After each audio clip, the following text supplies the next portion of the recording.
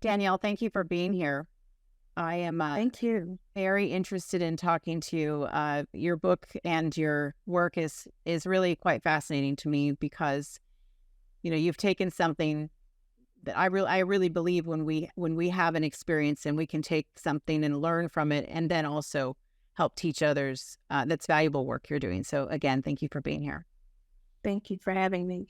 And you are very open about your story as a Yes. domestic violence survivor. So let's start there so that we can get into talking more about the book that you wrote in your search for understanding what happened. And let's talk about what happened. I know that you're willing to be quite transparent about that. Yeah, so I'll just give a little bit about what happened and I can go further into the detail. So I met my former abuser in college and we were friends actually, best friends. And then over the time, we ended up dating, we ended up having my children and getting married, not in all that order. However, throughout those years, I was with my ex-husband from 2009, got married in 2010, and till he pretty much abandoned my family in 2018, and following to the divorce of my marriage, or the dissolution of my marriage in 2019. Throughout those years, I had to experience domestic violence physically, emotionally, verbally, psychologically, financially, just the whole nine. And the thing is that my family has had to endure a lot of situations throughout that time, and that involved dealing with the police, dealing with the courts, dealing with CPS. That involved, my family ended up becoming homeless when he left my family for, his mistress and her family, and having to have to rebuild myself and rebuild my family to get us from being homeless and going into like transitional housing and building further, my family to where we are. And of course, with this book, Neuroscience Ecosystem of Domestic Violence. So just to go now, I'm going into detail. When I met my ex-husband again, we became good friends I believe our Spanish class. And throughout that time, it was very cordial. He was dating, I was dating someone else. So, it was just I thought he was a great friend though, because he was a person that, was very helpful with me, wanted to walk me to class. He was very funny, very charming, but I just looked at him as a friend. Were you around him with the one he was dating? Did you ever see him interact with her? Did you know that Yeah, relationship at all? I did. I thought I did. Let me just say that. And that's a good question that you asked, because prior to that, I thought I knew that that was his girlfriend. That was the relationship. And it wasn't until I'll say months later down the line, where I found out from one of his relatives, oh, he really likes you. He likes you. And so he has a girlfriend. And then I later on confronted him about that. And he explains, oh, well, no, I'm not really with her. We're not really together. We're not, there's those kind of excuses, those kind of stories, which pretty much weren't true. But, that kind of thing to gear me up for as the next girlfriend. But throughout that time, and I want to explain part of this because it's a big situation that took place that took, and I want to say this correctly. My mother passed away at that time, so the part of me changed. Who I was before was basically completely different than who I became. And then we're So at the yes. Yes. So before, my mother passed, I was ready to take on the world. I was a college graduate, ready to move on with my life. And my mother, at the 6 weeks later, January 31st, 2009, my mother committed suicide. And unbeknownst to me, it was a lot of different situations that were at play with my mother. And throughout that whole situation, it involved, my family, you know, trying to figure out who's going to pay for the funeral, trying to figure that out. And then there was a particular organization, I don't want to say organization, but a business that she worked for. They had a non-exclusivity clause. And what that means is that if you work for a particular company and you actually, you work for them, there's something happens where the employee passes away, they can help pay for the funeral. They can help pay for things depending on how that person dies. However, because my mother, it was a suicide, luckily there wasn't there wasn't an exclusivity clause. And what I mean by that they didn't have to pay because she committed suicide. They ended up paying because there was a non-exclusivity clause. I hope that makes sense. So I was able to pay, and then with that money that came into play, then relatives started asking for more money, asking for us to pay them back. So it became a lot of different situations where I ended up becoming definitely vulnerable, but it was definitely fighting this situation by myself, in which he was the friend that was there during this whole entire time. And then seeing how I'm transitioning on my own without my mother, without, really support from anyone that I felt, which in the same breath is when we started our romance. Uh-huh. And so in your experience with him, then, a lot of times I've never experienced domestic violence. And so I only know what I've heard from a couple of friends, or what I've read, or what I'm learning from reading what you've written, that, it starts off slow. There's not really obvious signs. You're usually pretty far into it before you see what's really happening. And then, like you said, you were already vulnerable, and that's oftentimes the way that works. So at what point did you think, oh, I'm in trouble here? To be honest, I would say a few weeks into it, because in the beginning of our relationship, he was saying, I'm going to make you my wife. I'm going to marry you. And, at the time I was 21, no, 22. I'm sorry. I was in my early 20s. I'm like, oh, I lost my family, and then I'm about to get a new one. So that's kind of the mindset that I was in at that time. But over time, I started seeing it because it was the way he talked. A lot of abusers, what I'll say is that they build you up to break you down. And so that was a lot of the building process. A lot of the, you hear the terms of love bombing, this admiration and kind of whirlwind type of thing. And so what ended up happening was, over time, I started hearing different comments, little snide comments, or, different, little nitpicking, or, talking about me in a way that was a little derogatory. And I started noticing that. And then it became, calling me names because I didn't know a specific, trivial fact about his life, and it just became, definitely before the marriage, it became, it was emotional over time. And then it became physical once you were married. Yeah, after we got married, yes. Let's take a break. When we come back, let's talk about your book, Neuroscience, the Ecosystem of Domestic Violence, why you've written it, and why you believe it's so important, and the work that you're doing to try to bring awareness to the neuroscience of domestic violence. We'll be back in just a moment.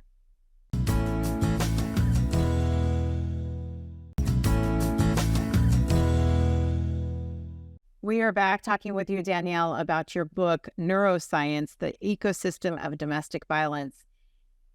When something like this happens to you, you said that you suffered mental, physical, emotional abuse, verbal abuse for many years with your ex-husband. Sometimes something happens to us, and it happens, and we have to figure out how to get through it and hopefully learn the lesson we're intending to learn.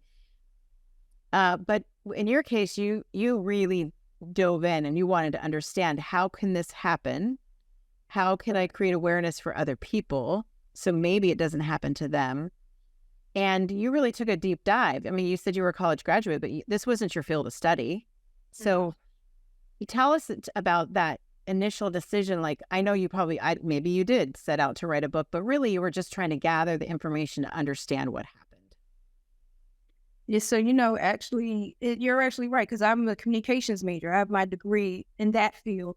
So it's completely different. But, for me, it was more so starting off with the advocacy, because I was able to completely do my own divorce by myself. And so it was just, the advocacy started from there. However, COVID really changed everything, everyone being home, doing different things. Or, for me, it was, I need to go back to school. I need to research and understand the brain. And so for me, it was, I wasn't able to find a place close by to me that actually allowed me to do this type of research. So I went online and found this organization called Polygens, where they allowed me to do this online research, and had this amazing neuroscience grad student as a mentor. And she just allowed me to do my own customized research. And so that's how this book came about, wanting to understand what took place. Because do I feel like I'm a different person? Absolutely. One of the quotes my mother used to say was, "You can never go back home."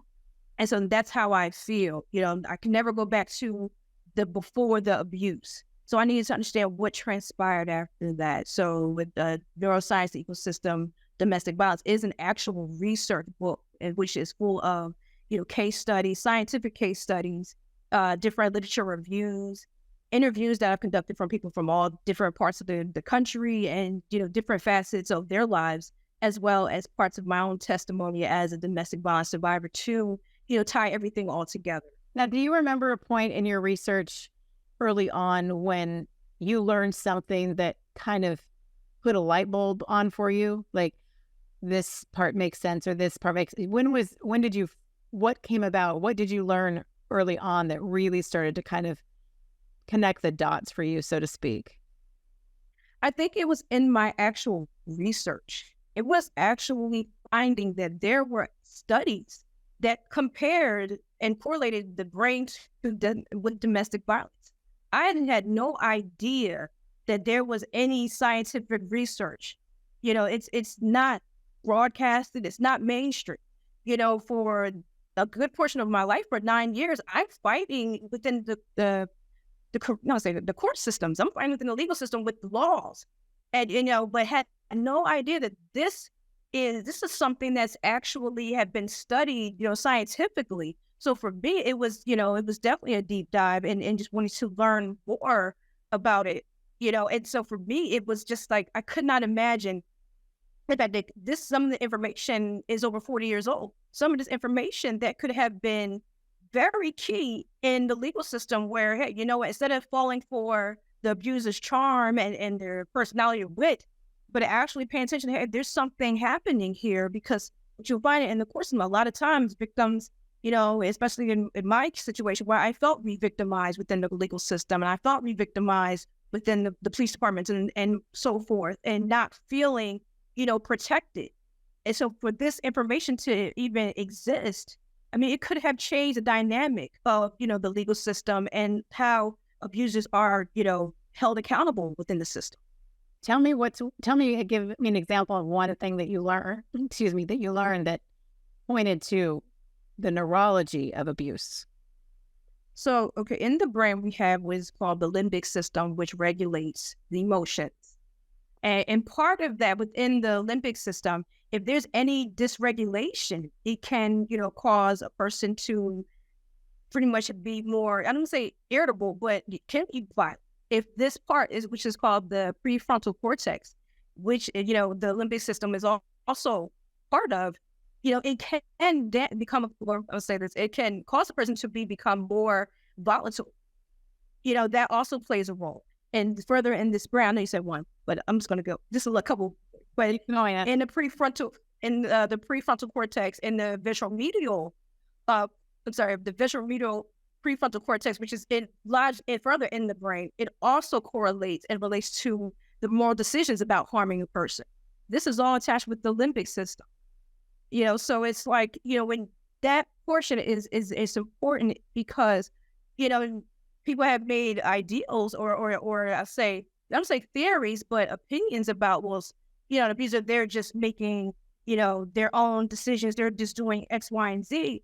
But the study of it really comes into play, and we understand that there's something also going on chemically.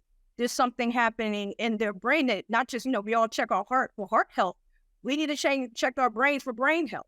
What is going on with that person's brain that is causing them to act this way? And then by no means, it does not excuse anyone's behavior, but this will also find a way to help get help victims and survivors, but also make sure that the abusers get the help and the accountability that they need as well. When you think about the changes, like you said, that could have been made, could still be made, and the legal system to understand it, what do you mean by that?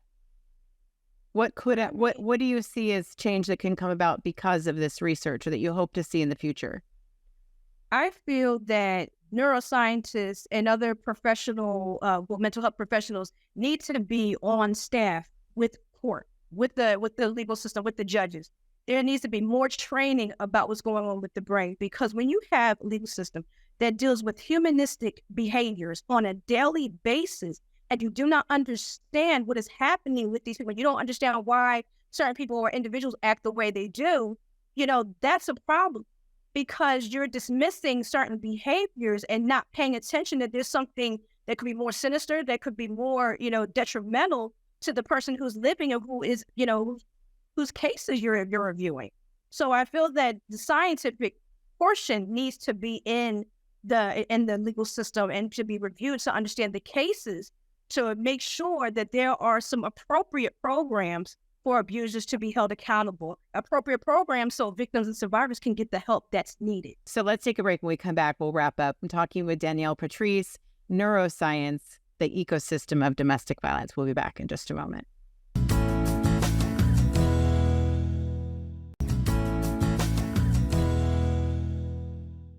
Back talking with Danielle Patrice about your book, Neuroscience, the ecosystem of domestic violence. And you said when we were talking off air when we first met today that part of why you wrote this book was, one, to understand what happened to you, understand really the science or the mind of the person who was abusing you, your ex-husband. But also you wanted to bring awareness. You wanted to help other people hopefully avoid what you've gone through and have a better understanding of domestic violence and what to look for. And not just the person who might be being abused, but the people in their circle. Oftentimes the person is isolated by their abuser, but that takes time as well. So looking back at your situation for the people who are watching and you're trying to bring awareness to that, what are some things that could have maybe been done by your circle? Because as you said, you were in love, you were kind of in that, big love phase in the beginning where you weren't seeing it. Is there anything anyone could have done to raise their hand and say, hey, Danielle, this doesn't look right to us? Or at what point in the relationship is someone so far in that they're not going to listen to anybody else because they're being so manipulated by their abuser? Well, I have to say, for anyone that has gone through that, I'll say this, it's in the presentation of someone. The way that people don't understand it is that it's like, hey, I'm going to take you out to dinner. We're going to go get a lobster dinner and whatnot, and we're going to get a lobster and steak dinner. And it sounds delicious. The waiter's saying it sounds delicious. That this is the presentation. But when you're presented with your actual dinner, it's kitty litter all over this lobster dinner and half-eaten steak. And you take it right back. And it's like, that's not what I ordered. That's not what I wanted. Then they bring something worse. And then it's like, that's not what I wanted. So you're worn down. So it's like, and then you actually bring something maybe half decent. And then you're just so hungry that you'll just take, and that is what domestic violence looks like. Wow. So and the thing is that for me, even though I was in love with my ex-husband and I wanted my marriage to work and to help him. However, I did have people talk to me, say, look, Danielle, I'm afraid for your life. I'm concerned for you. And, and I was concerned for my safety as well and my family's. The problem is not even just how many people telling me this, is there enough resources? Are there enough resources to help me get out and be able to be, sustain, not economically, am I able to sustain, emotionally? That's the thing that people are missing, is that because no matter how many times I've tried to get out, no many times I've tried to fight back and whatnot, are there things in place? Because there were things that I felt that I knew I could do, but it's almost like a brainwashing, that I don't even feel like how can I contribute to the society? How can I even work with these kind of situations?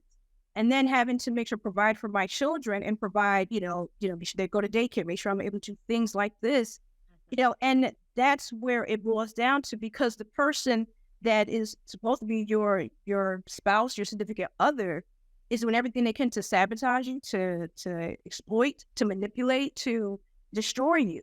How do you build from rubble?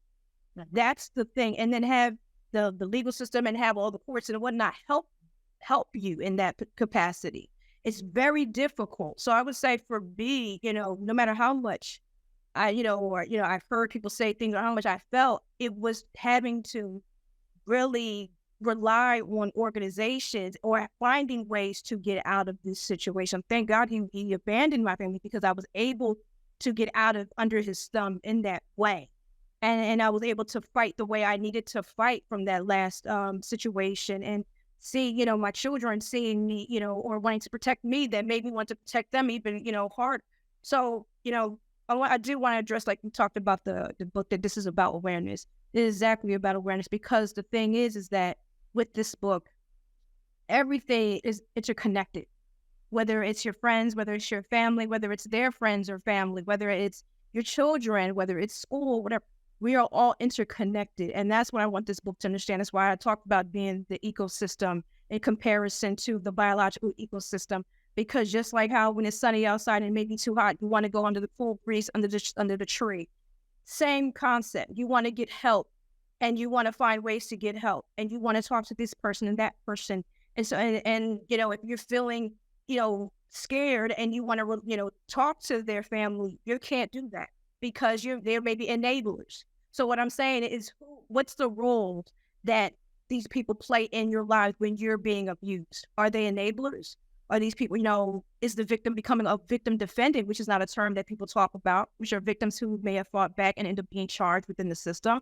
How are the children dealing with this situation? How are, the community dealing with schools and how it affects their children while they're in school, and you're working, where you, pray, and everything else? It's all interconnected. So it's about everyone needs to understand how they play their part when it comes to domestic violence. Mm-hmm. And what can be done.